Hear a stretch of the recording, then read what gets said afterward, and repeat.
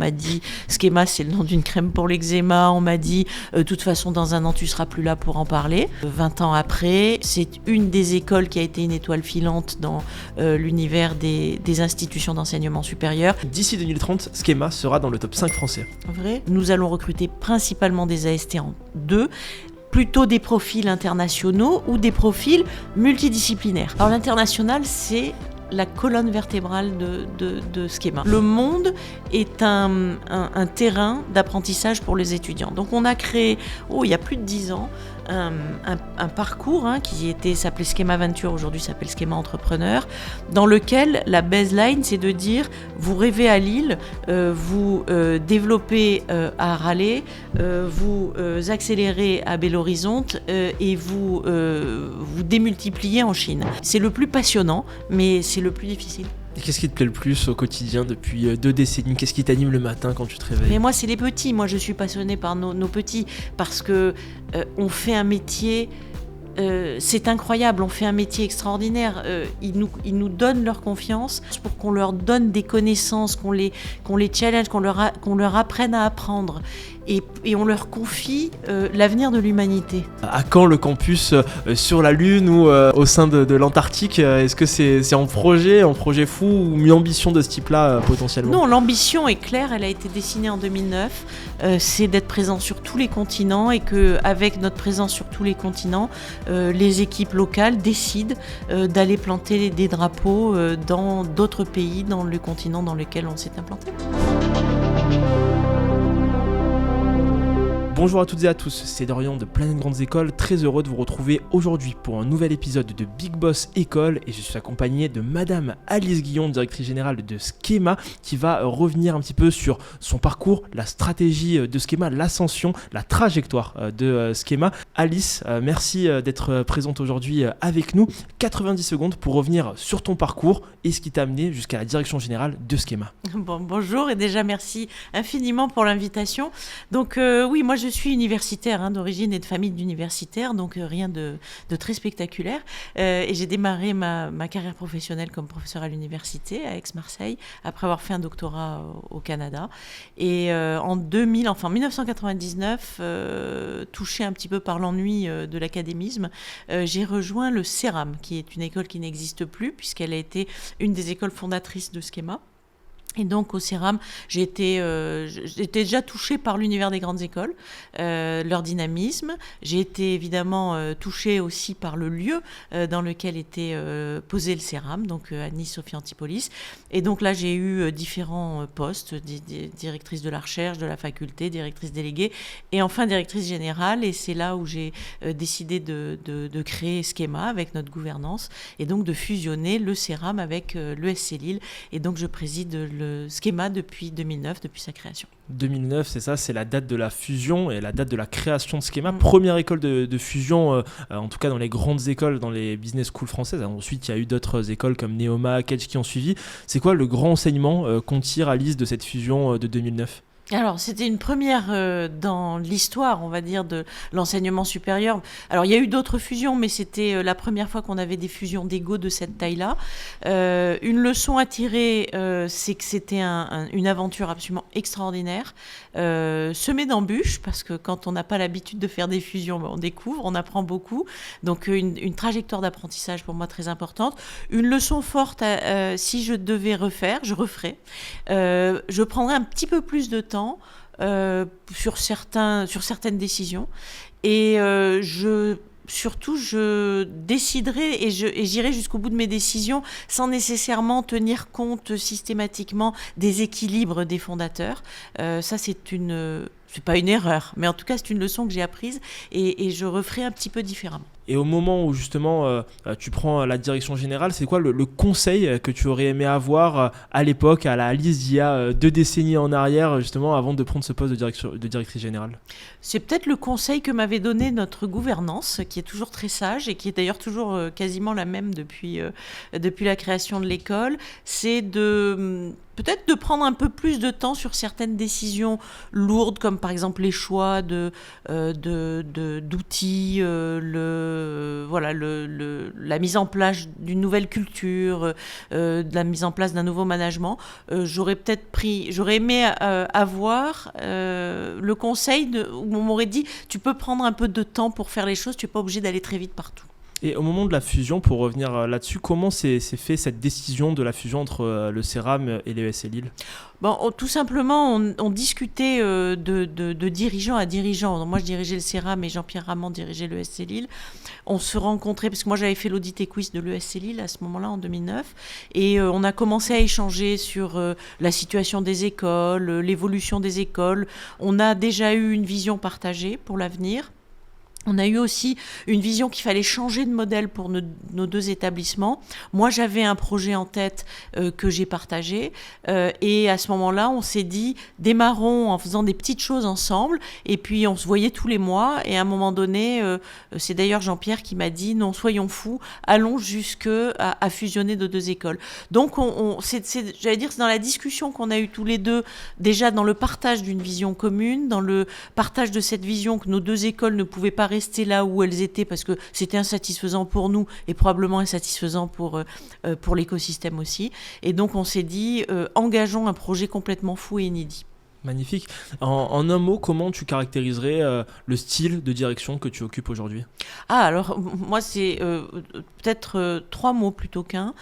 C'est bienveillance, autonomie et responsabilité. Pourquoi ces mots ? Pourquoi ces mots ? Parce que je pense que dans la leçon managériale, la bienveillance est un des piliers de la culture et d'avoir une culture qui permet d'aller loin.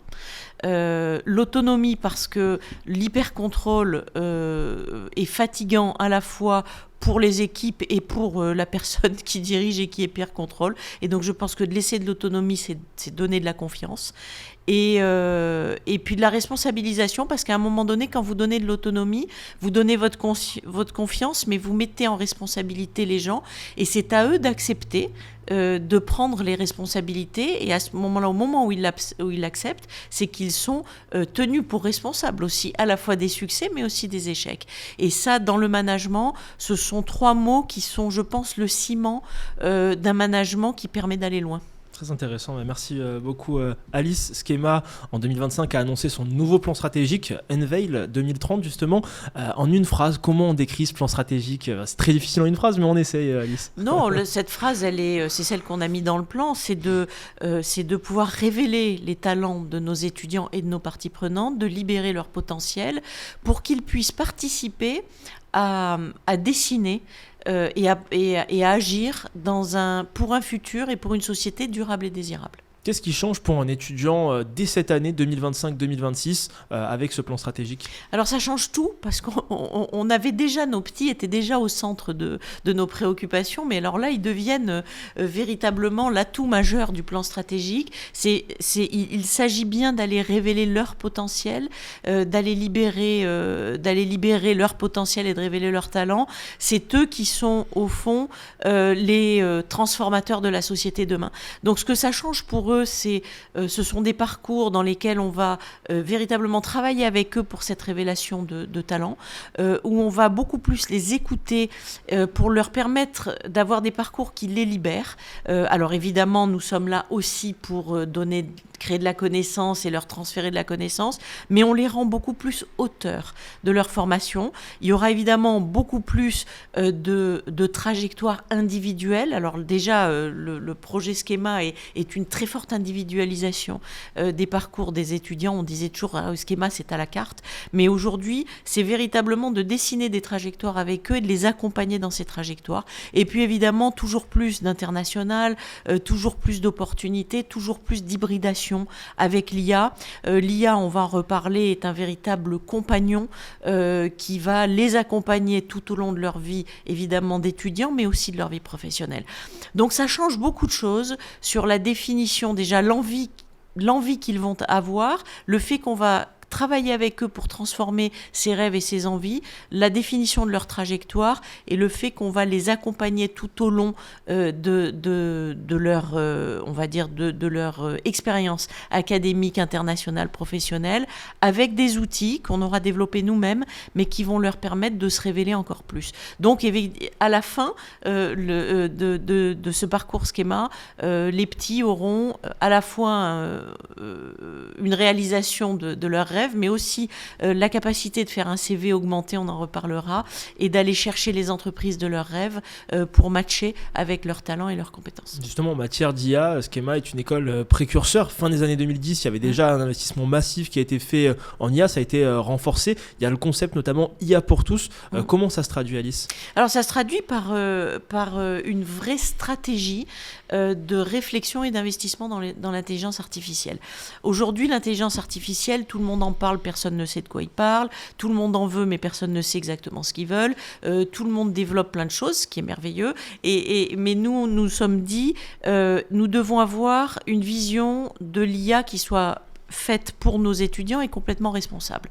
Donc pour ce faire, on a posé plusieurs briques qui sont très importantes. La première étant de poser une doctrine. Qu'est-ce qu'on veut que nos petits apprennent avec l'IA ? Comment veut-on qu'ils apprennent ? Et qu'est-ce qu'ils peuvent apprendre et comment ils doivent apprendre pour garder cette distance qui est importante pour que l'être humain puisse conserver une place très importante dans à la fois la sensibilité, le contrôle et l'autonomie de ses décisions. Donc on a posé cette doctrine qui nous permet de dire jusqu'où on va et jusqu'où on n'ira pas en matière d'IA. Ça, c'est le premier point. Le deuxième point, c'est qu'on a créé, vous l'avez très justement dit, fin des années 2010, on a créé notre propre centre d'intelligence artificielle à Montréal, dans lequel on développe des outils qui sont des compagnons d'intelligence artificielle ou qui sont des programmes d'intelligence artificielle pour qu'on puisse toujours apporter à nos étudiants ce qui se fait de mieux en matière de technologie ou d'IA, pour ne parler que de ça, mais pour toujours qu'ils puissent conserver une analyse critique, un esprit critique et le fait de maîtriser l'outil pour être sûr que ça ne leur échappe pas. Alors aujourd'hui, on est dans la phase Gen AI. On peut demander à ChatGPT tout et n'importe quoi. Il y a des choses qui sont vraies, des choses qui sont fausses, on le sait. Mais nous, on ne peut pas se permettre d'aller donner des fakes ou d'aller utiliser, si vous voulez, pour nos étudiants, utiliser des choses fausses pour pouvoir construire leur processus d'apprentissage. Donc nous, on est là pour systématiquement dire, attention, la connaissance, elle est créée, elle est challengée par des pairs, et c'est cette connaissance-là qu'il faut que les étudiants utilisent, et pas des fakes pour pouvoir avoir leur propre avis. Là, on parle véritablement de prise de conscience, de pleine conscience par rapport à l'information qui arrive en masse aujourd'hui par des canaux qui sont toujours pas des canaux validés, vérifiés, et donc nous, ce qu'on veut, c'est de le vérifier. Donc à ce moment-là, l'IA est partout pour nos étudiants, c'est-à-dire qu'elle est sous forme de compagnon, elle est sous forme de pousser de la connaissance, elle est sous la forme de traiter de la connaissance, mais elle est toujours aussi sous la forme que nos étudiants, à la fin, arrivent à rester maîtres, en fait, de cette information et de trier le vrai du faux. Pendant des années, on a fait le bien du mal. Quand on enseignait à nos étudiants, les 200 dernières années, on a toujours été là pour dire, nous, on donne le bien et les méchants vont donner le mal. Aujourd'hui, on n'est plus dans cette dialectique-là, on est dans l'idée du faux et du vrai. Donc nous, on doit amener nos étudiants à comprendre ce qui est vrai et à rejeter ce qui est faux, ou en tout cas savoir ce qui est faux pour pouvoir prendre de la distance. C'est là où l'IA occupe une grande partie des contenus et une grande partie du way of teaching et du way of learning. Très intéressant, on a parlé du CV augmenté. Qu'est-ce qu'un étudiant voit sur son CV très concrètement avec ça ? Mais il voit son potentiel et il voit ses talents. C'est-à-dire, il voit ce qu'il ne voit pas aujourd'hui. Aujourd'hui, un étudiant voit dans son CV son parcours, là où il est bon, ses meilleures notes, là où il excelle. Et puis, on dit, voilà, il a appris les langues, il a été se balader à l'international. Alors, vrai, potentiellement plus à Schema qu'ailleurs, avec d'autres dispositifs, mais voilà, il a toutes ces choses-là sur son CV. Aujourd'hui, on veut travailler avec eux pour qu'il puisse y avoir leurs dons, leurs talents, leurs envies, leurs valeurs, ce qu'ils vivent et leurs souhaits, Et puis, là où ils estiment qu'effectivement, ils sont bons parce qu'on l'aura testé avec eux, et là où ils veulent exceller, c'est pas nécessairement en finance ou en RH ou en marketing, c'est peut-être dans la communication, c'est peut-être dans la musique, c'est peut-être dans la capacité de prendre la parole à l'oral sans avoir d'enjeu, c'est peut-être à faire de la politique ou d'autres éléments. Donc effectivement, ils y retrouveront leur talent, leur potentiel, leurs compétences, et ils pourront à ce moment-là discuter sur d'autres terrains avec les entreprises et pas nécessairement que sur leurs connaissances et leur réalité académique.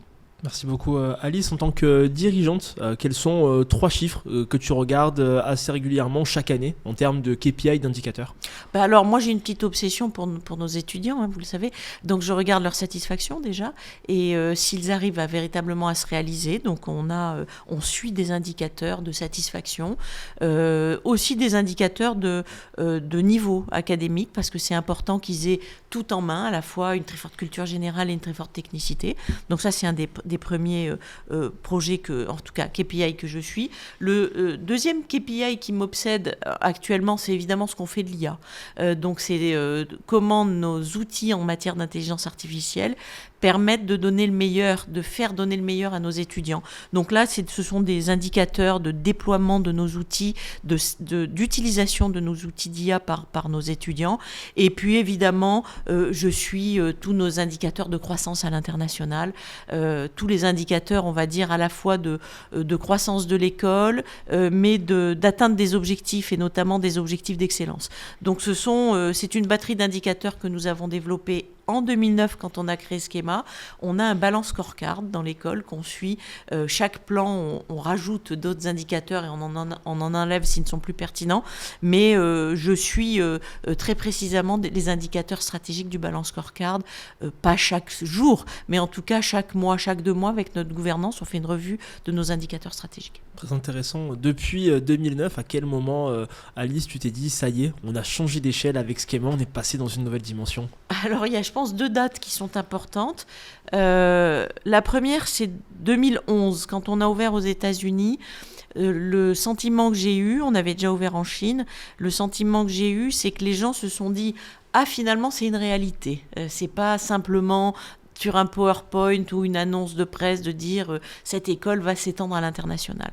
Le deuxième échelon, ou en tout cas, la deuxième date qui a été très importante, c'est quand en 2015, et les journalistes et les étudiants ont commencé à parler de Schema comme une école qui comptait considérablement dans l'univers des grandes écoles en France. Et je ne parle pas encore de l'international. 2015 a été une révélation pour moi, puisque c'est la première fois qu'on me parlait sans me dire qu'il fallait me challenger sur le modèle. C'est-à-dire qu'on m'a parlé en me disant « Schema est un succès ». Et c'est arrivé en 2015, donc 6 ans après la fusion. Lorsqu'on a ouvert au Brésil et que vers 2020, on va dire juste avant le Covid, on a ouvert un autre campus en Chine, on a commencé à vraiment devenir la force multinationale qui avait finalement défini un modèle complètement atypique. C'est du respect, beaucoup de respect. Ça ne veut pas dire que j'en avais pas avant, mais c'est beaucoup de respect par rapport à l'école, à ses étudiants et à ses collaborateurs. Et là, on s'est dit, on est passé dans une autre dimension. Donc effectivement, ça a été c'est une très bonne question que vous posez, parce que j'ai eu l'impression qu'on était dans des effets cliqués et des effets de maturité qui nous ont projetés au fond là où on est aujourd'hui, une école très atypique, qui compte, qui a une voix, qu'on écoute et qui finalement devient une des grandes écoles d'excellence de la France et de l'international. Alice, une décision impopulaire à l'époque, mais qui a été payante aujourd'hui. La fusion. Quand j'ai créé Schema, on m'a dit des choses terribles. On m'a dit 2 morts vivants, ça fait pas un vivant. On m'a dit Schema, c'est le nom d'une crème pour l'eczéma. On m'a dit de toute façon, dans 1 an, tu seras plus là pour en parler. 20 ans après.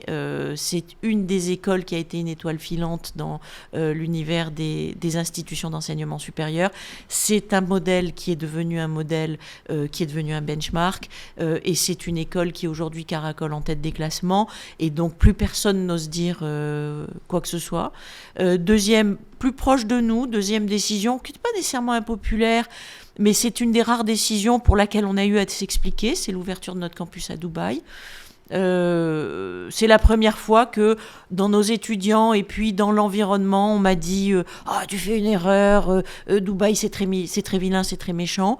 Aujourd'hui on n'en parle plus, et dans le concours 98% des jeunes qui souhaitent rentrer à Skema souhaitent passer par Dubaï. Donc, encore une fois, c'est les chiffres qui parlent d'eux-mêmes. Exactement. Très intéressant. Un pari que Skema n'a pas encore tenté. Peut-être le tout digital, alors je suis contre, mais le tout digital sur un secteur, une gamme de programmes, et tout piloté par l'IA.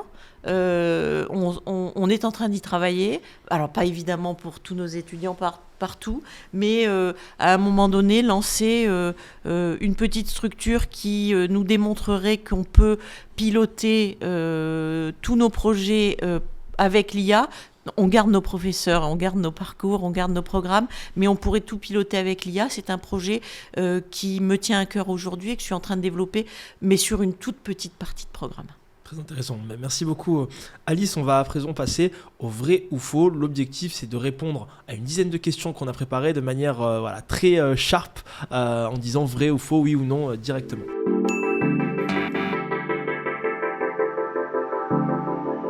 Vrai ou faux avec Alice Guillon, directrice générale de Skema. C'est parti. D'ici 2030, Skema sera dans le top 5 français. Vrai. Skema est une école de management avec un vrai ADN tech. Vrai. Les classements comptent, mais l'emploi compte plus. Vrai. Skema va ouvrir un nouveau campus en France. Faux. Que les prépas restent la priorité de Skema. Vrai. Les AST s'intègrent aussi bien que les prépas. Vrai. Skema pourrait fusionner ou racheter une autre école dans les 5 ans. Vrai. Que la triple accréditation suffit à juger une école. Faux. L'international de Skema, c'est que du marketing. Faux. Les frais de scolarité vont continuer d'augmenter dans les business schools françaises. Probablement.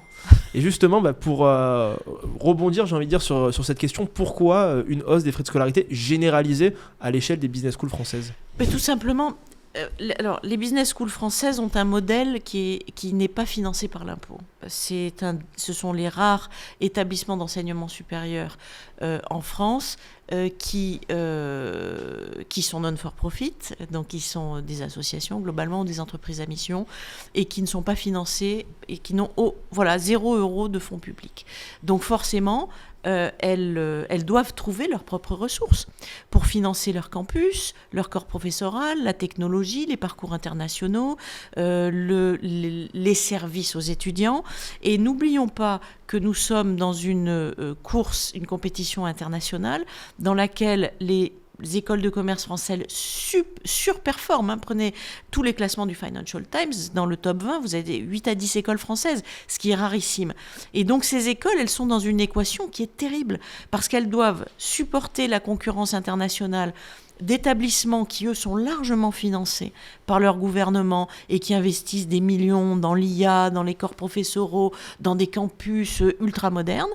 Par ailleurs, elles sont contraintes par l'État français qui leur dit il ne faut pas augmenter les droits de scolarité, on va revenir sur l'apprentissage, on va revenir sur la défiscalisation pour vos fondations, mais continuer à faire le meilleur.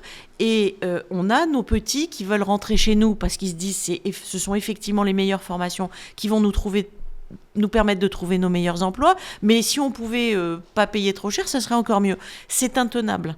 C'est intenable. Donc ce que nous faisons, c'est que nous augmentons par rapport aux anglo-saxons de façon raisonnable et raisonnée les droits de scolarité pour pas trop tirer sur les familles françaises. Dans le cadre de Skema, on fait largement payer les études des Français par les internationaux, parce que sinon on aurait, pour pouvoir tenir, si vous voulez, la compétition internationale, notamment par rapport aux États-Unis, aux UK ou aux Asiatiques, mais on devrait tripler, voire quadrupler les droits de scolarité, ce que nous ne faisons pas. Nous augmentons de façon très très très raisonnable les droits de scolarité.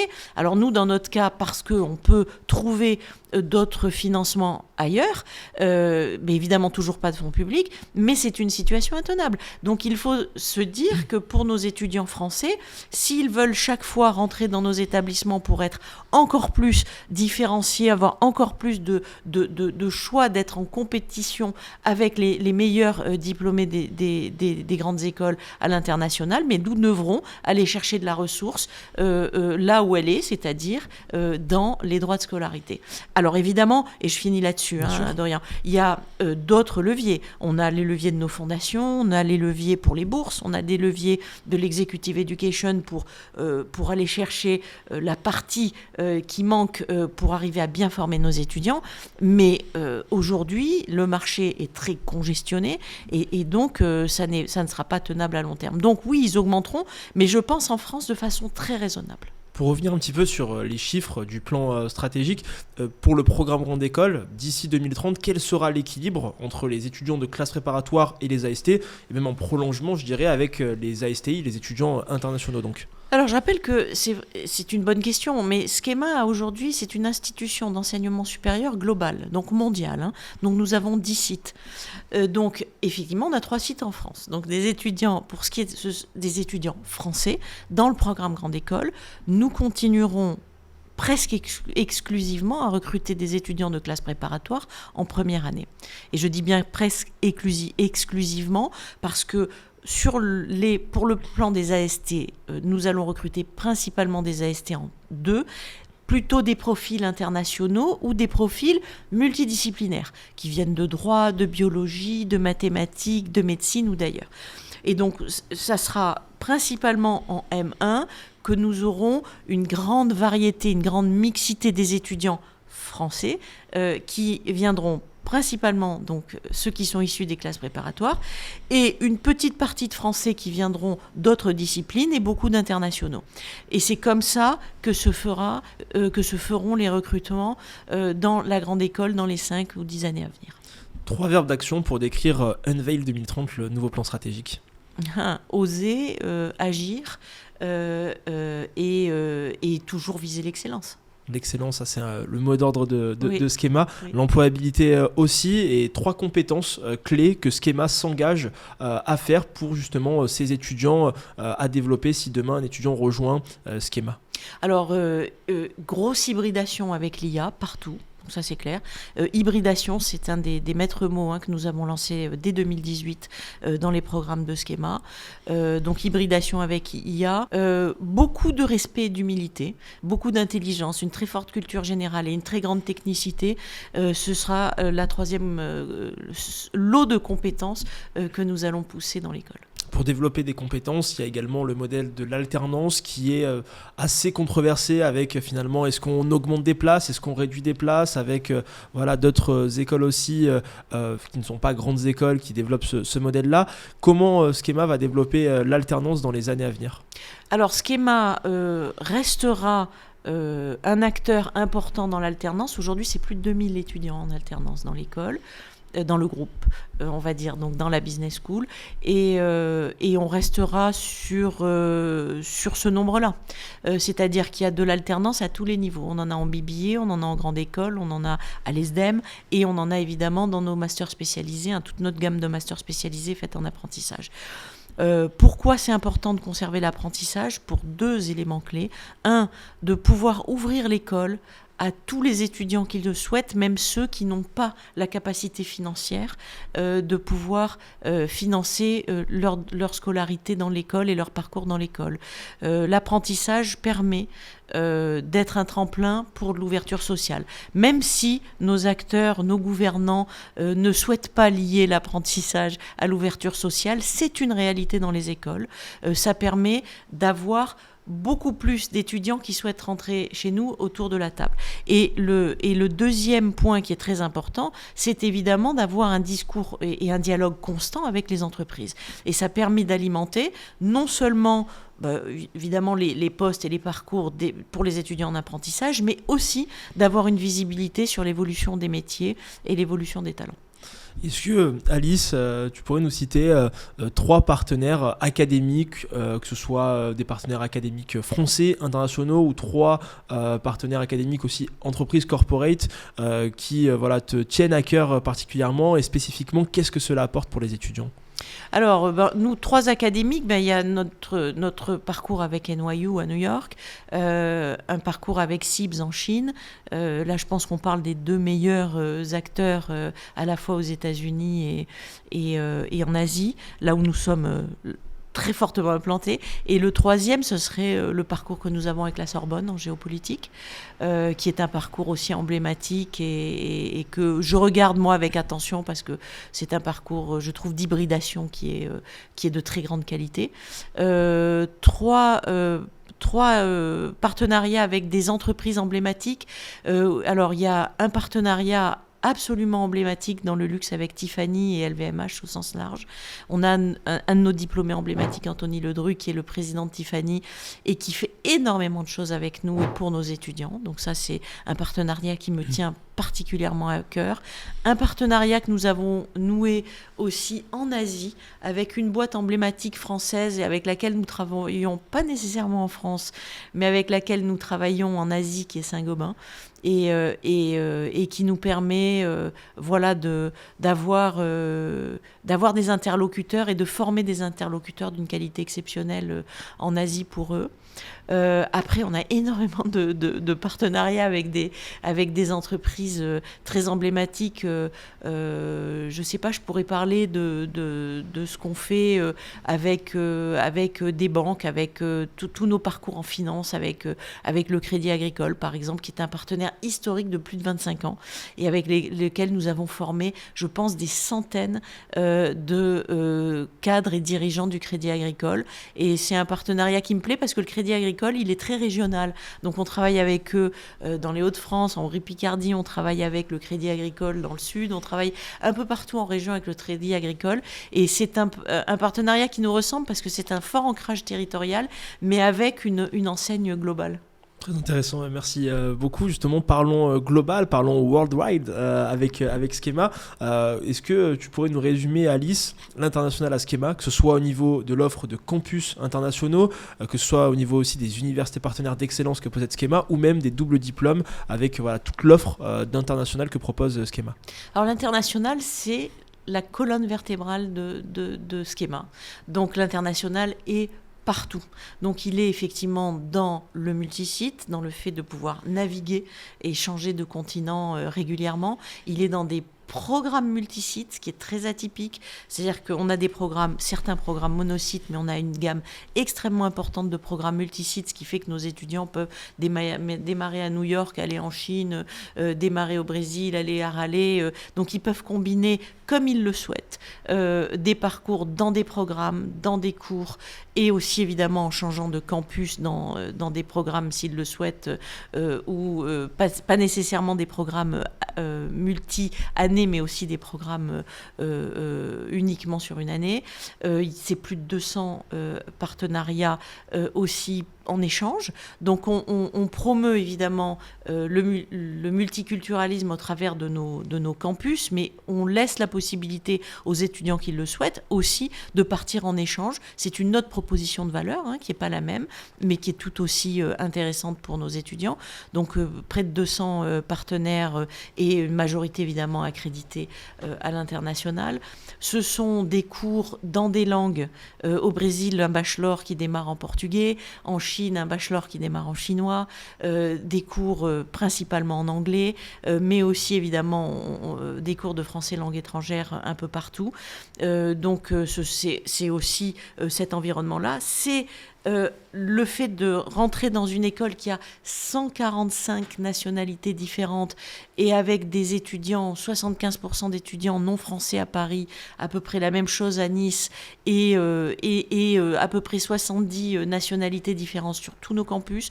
Donc quel que soit le pays dans lequel ils vont aller, c'est un environnement complètement globalisé. C'est un apprentissage des langues, c'est un peu la tour de Babel. Donc c'est un environnement, pour résumer, c'est un environnement global partout.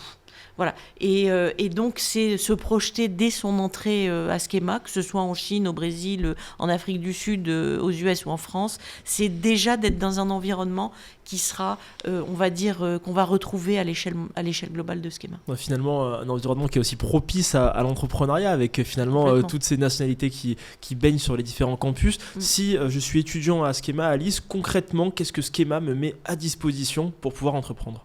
Alors, c'est comment on appelle ça en français ? C'est un bac à sable mondial. C'est-à-dire que le monde est un terrain d'apprentissage pour les étudiants. Donc, on a créé, il y a plus de 10 ans, un parcours qui s'appelait Schema Venture, aujourd'hui s'appelle Schema Entrepreneur, dans lequel la baseline, c'est de dire, vous rêvez à Lille, vous développez à Raleigh, vous accélérez à Belo Horizonte et vous démultipliez en Chine.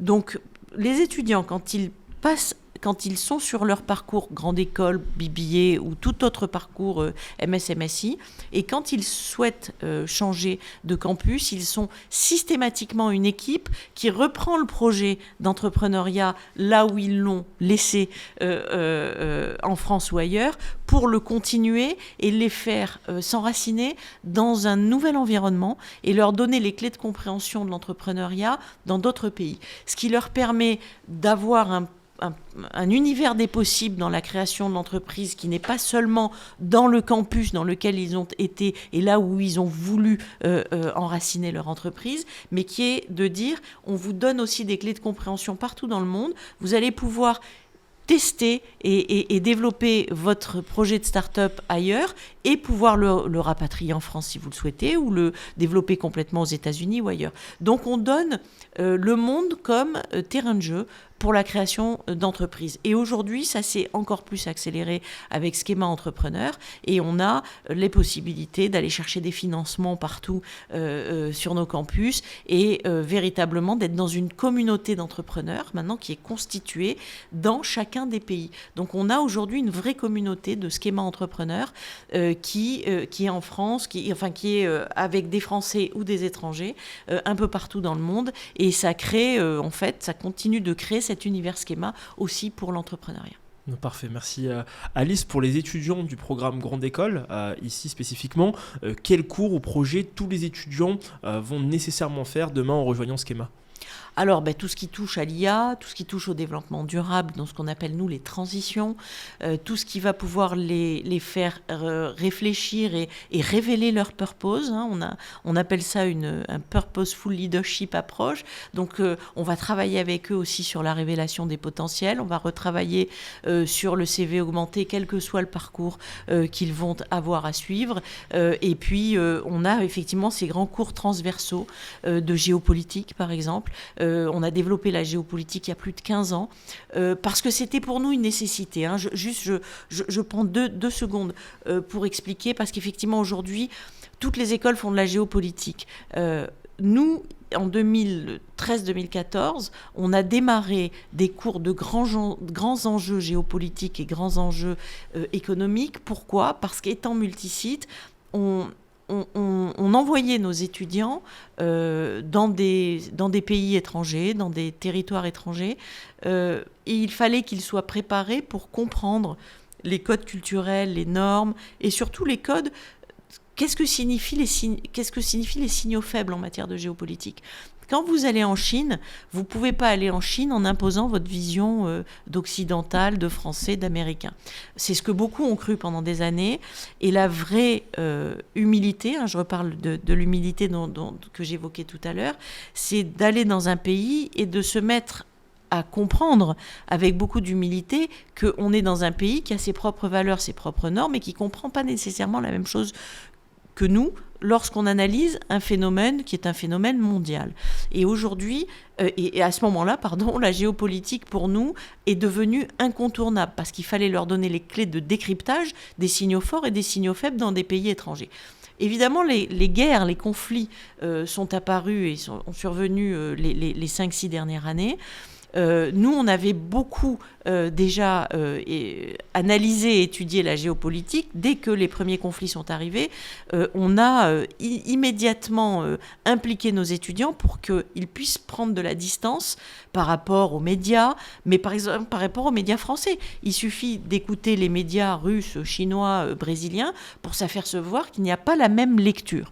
Alors vous allez me dire, oui, mais il y a aussi le fait que certains lavent le cerveau, etc. Mais c'est justement ces clés de décryptage-là qu'on doit donner à nos étudiants quand ils sont en prise avec une exposition globale. Donc la géopolitique reste un atout majeur des étudiants qui sont à Schema. C'est fondamental, à la fois de comprendre la géopolitique, mais aussi la politique. Et aujourd'hui, on essaie de les exposer pour prendre de la distance par rapport aussi au discours politique dans les pays dans lesquels ils sont. Parfait, merci beaucoup. Alors, c'est encore plus pertinent et logique quand on est une école globale comme Schema. Quelles sont les solutions que Schema met en œuvre pour dynamiser son réseau alumni ? Alors, vous savez, quand vous avez fait une fusion et que vous fusionnez deux réseaux différents, vous passez déjà 4-5 ans à travailler sur le fait de se dire soyez fiers de ce qui a été fait et fusionnez. Donc la vraie fusion de notre réseau alumni est apparue en 2014, on va dire, là où la fusion avait eu lieu en 2009. Et aujourd'hui, à partir du moment, c'est très atypique à Schema, à partir du moment où vous avez recréé une dynamique en 2009, donc on a fait tabula rasa des deux écoles existantes, on a conservé des points d'ADN, mais on a quand même fait disparaître ces deux écoles. Et donc on a recomposé une nouvelle culture organisationnelle, une nouvelle culture pour les étudiants, mais aussi une nouvelle culture pour les alumni. Et à ce moment-là, nous, on est reparti avec un groupe d'alumni qui était déjà très important. On parlait peut-être de 30 000 ou de 40 000 à l'époque. Aujourd'hui, c'est près de 70 000. Et ils sont repartis avec nous.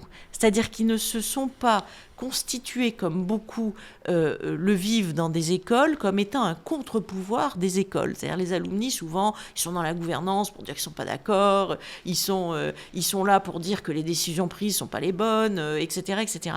Nous, la chance qu'on a eue, c'est qu'on a créé Schema avec nos alumni. Ils ont mis du temps ensuite à fusionner, mais en tout cas, ils étaient toujours avec nous. Et donc, on a des alliés incontournables dans notre gouvernance. Notre gouvernance, c'est 9 dirigeants d'entreprise qui sont 9 diplômés de Schema et qui sont là depuis longtemps. Et donc, nous, on n'a plus qu'à se pencher pour accélérer la dynamique des alumni à l'échelle internationale. Ils se sont très vite, dès 2014, créés en ambassade dans tous les pays dans lesquels nous sommes. Ils se sont très vite créés comme porte-parole des évolutions de l'école auprès de la communauté. Et comme on a énormément de diplômés chaque année qui viennent enrichir notre base des alumni, le message qu'on leur passe, c'est vous faites partie de cette communauté qui est reparti à zéro au fond en même temps qu'on a créé Schema, et donc on est tous ensemble. Et donc l'école peut s'enorgueillir de se dire que chaque fois qu'elle fait un pas en avant, elle a toujours ses diplômés avec elle. Donc dynamiser les diplômés pour nous, c'est simple. C'est-à-dire de leur dire, on ouvre à Dubaï, les 500 diplômés qui sont à Dubaï se sont immédiatement agrégés autour de l'école pour nous aider à la créer et sont avec nous. Donc cette communauté, elle est aujourd'hui vibrante à disposition des étudiants qui rentrent dans l'école et qui nous disent on aimerait connaître les alumni, allez-y, on vous donne les adresses, vous pouvez les joindre, et ils sont très très fiers. Et c'est vrai que cette fierté, elle vient... on a réécrit la page avec eux en 2009 et ils ont fait la trajectoire avec nous. C'est juste extraordinaire. Ils ne l'ont pas faite à côté de nous, ils l'ont faite avec nous. Parfait. En parlant d'alumni, j'ai un diplômé de Schema qui a une question pour toi. Je vais te transmettre la tablette. Alice, tu vas pouvoir le voir directement. Je t'en prie. Bonjour Alice Guillon, je me présente, Damien Copitet, diplômé du PGE en 2024. Je travaille actuellement chez Total Energy dans le secteur des énergies renouvelables et j'aurais souhaité que vous me citiez 3 alumni dont vous êtes fiers. Merci. Oui, alors il y en a plein. Donc ça veut dire faire un choix. Faut pas faire de jaloux. Non. Alors, 3 alumni dont je suis fière. Bon, j'ai déjà parlé tout à l'heure de notre alumni Anthony Ledru, dont je suis extrêmement fière. Et je vais dire pourquoi. C'est pas parce qu'il est président de Tiffany. C'est parce qu'il a démarré, il est sorti diplômé du campus de Lille, et il y a peut-être 20 ans, ou peut-être un peu plus, 25 ans. Et quand il est sorti, il voulait faire un stage en banque d'investissement, et il n'a pas été pris parce que peut-être les étudiants de l'ESC Lille, à ce moment-là, avaient plus de problèmes à trouver. Et donc, il a dit, j'en ai marre, je pars en Amérique latine. Et il est parti vendre des lunettes pour Cartier en Amérique latine, et il a démarré avec des anecdotes absolument extraordinaires, où il prenait l'annuaire des villes dans lesquelles il était, il appelait les gens pour leur vendre des lunettes, ce qui est, en termes de formation, c'est juste extraordinaire, et c'est ça qu'il faudrait qu'on continue de faire. Et aujourd'hui, après une vingtaine d'années, il est président de Tiffany, il a été vice-président d'LVMH, donc il a une carrière phénoménale, et il dit avec beaucoup d'humilité, si on veut vraiment réussir dans le luxe, il faut toujours démarrer par le retail. Donc c'est des leçons de grande humilité pour nos étudiants qui rêvent tous d'aller faire du luxe, pour beaucoup d'entre eux en tout cas. Voilà, donc ça c'est un des premiers diplômés que je trouve que c'est une leçon de vie qui est extraordinaire. J'ai un diplômé en tête qui est celui avec qui je travaille depuis 26 ans. C'est Jean-Philippe Courtois, c'est notre président. Jean-Philippe, c'est le Frenchie qui a réussi aux États-Unis. Il a démarré avec Bill Gates quand ils étaient 80. Il était tout juste diplômé du CERAM. Il est parti travailler avec ce jeune garçon qui avait créé une entreprise qui s'appelait Microsoft. Il est arrivé jusqu'à être membre du comité exécutif de Microsoft, numéro 3 monde de cette boîte emblématique.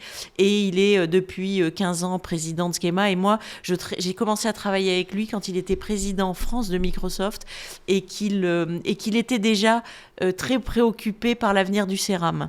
Et donc, c'est un parcours, c'est quasiment 25 ans qu'on a passé ensemble avec Jean-Philippe. Donc, on se connaît parfaitement bien, on s'appelle très souvent, il nous aide considérablement, et donc c'est quelqu'un à qui je veux rendre hommage parce qu'il a été emblématique pour l'école, et il est toujours emblématique. La troisième personne que je citerai est une femme que je trouve absolument incroyable, qui est Mathilde Thomas, qui est la fondatrice de Caudalie, et qui, pareil, elle a démarré en faisant un petit peu d'entrepreneuriat au CERAM, et puis elle est partie de voler de ses propres ailes. Elle a eu cette idée extraordinaire de travailler à partir de la pulpe de raisin, puisqu'on est dans un pays du vin, et à partir de ces pulpes de raisin, elle a travaillé avec son mari, avec des scientifiques, à créer une entreprise qui s'appelle Caudalie, et qui fait des cosmétiques absolument incroyables à partir des déchets, en fait, de raisin et du vin. Et je trouve cette femme extraordinaire parce que elle avance avec humilité, avec discrétion. L'humilité, c'est toujours un mot que vous me voyez prononcer, parce que avec notre structure et avec ce qu'ont fait nos diplômés, aller à l'international, c'est une leçon d'humilité. C'est de comprendre, d'essayer de comprendre l'autre, et puis de s'adapter, et de se dire que oui, tout est possible, mais il faudrait garder la tête froide. Et dans les 3 cas que je cite, que sont Mathilde Thomas, Jean-Philippe Courtois ou Anthony Ledru, mais on a des exemples de gens qui ont démarré de pas grand-chose, et qui ont fait des choses extraordinaires, et qui sont toujours très humbles quand on leur parle. Parfait, merci beaucoup Alice. On a également la question d'un étudiant qui vient de rejoindre Schema. Je te laisse la vidéo. Bonjour Madame Alice Guillon, je me présente, je m'appelle Hugo Chazal. Je suis étudiant ici à Schema Lille après avoir fait une classe préparatoire au CG pendant 2 ans. Et j'avais une question à vous poser. Je voulais savoir qu'est-ce qui est le plus dur dans votre rôle de directrice générale de Schema. Merci pour votre réponse. Il est mignon, ce petit. Le plus dur, je pense, on fait un métier très dur. dirigeant d'un établissement d'enseignement supérieur, c'est un métier qui est très dur. Et là où il est le plus dur, c'est parce qu'on doit avoir systématiquement de la légitimité pour toutes nos parties prenantes. Si vous êtes patron d'une grande banque, que je critique pas, hein, ou patron d'une, je sais pas moi, d'une énorme boîte de conseil, voilà, vous avez vos chiffres, vous interagissez, vous avez des parties prenantes, mais nous, on est sans cesse en potentiellement remis en cause en fait par nos étudiants déjà qui sont là et qui nous challenge, qui nous poussent et qui nous interrogent. Pourquoi vous avez pris ces décisions ? Pourquoi ci ? Pourquoi ça ?